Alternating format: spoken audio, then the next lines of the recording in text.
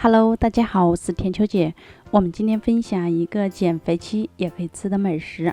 这道菜虽然很素，但比肉还好吃哦。大家如果喜欢，那一定不要错过啊。那我们下面就开始制作吧。首先，我们将干豆腐皮洗净，切成大小一致的长方形片。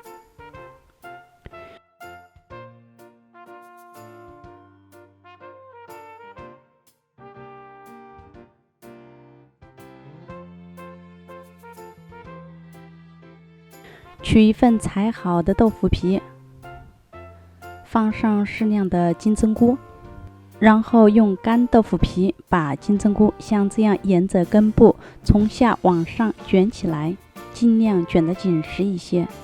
接着我们用一根干净的牙签固定，这样在煎制的过程中就不会散开了。我们再将剩下的金针菇全部卷好备用。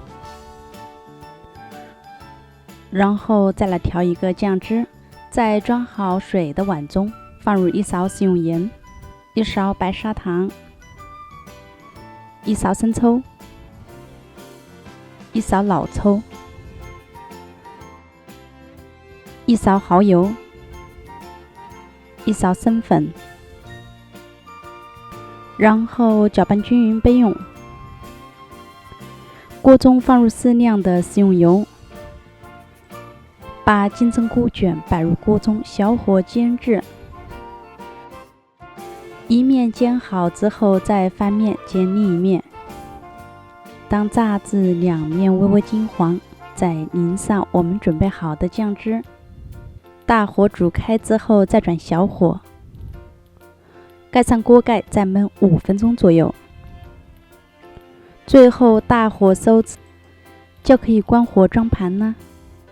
豆皮和金针菇都是低脂高纤维的食物，把这2样食物结合在一起，做成这样的家常菜，不仅健康而且营养。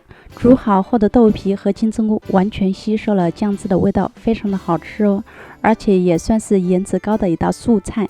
喜欢的朋友可以尝试做一下哦，食材简单，上手容易，新手也能一次做成功。今天的视频就分享到这里了，我是田秋姐。喜欢我的视频，感谢您留言评论和转发哦，感谢您的支持，我们下期再见，拜拜。